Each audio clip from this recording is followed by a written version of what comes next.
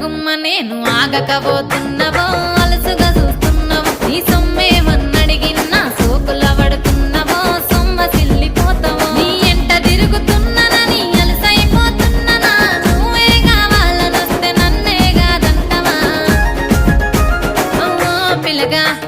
ఓ పిల్లగా యహో పిల్లగా ఎంకటేశు చూడకపోతుంటవో కానకపోతుంటవో నా పిల్లగా ఎంకటేశు చూడకపోతుంటవో కానకపోతుంటవో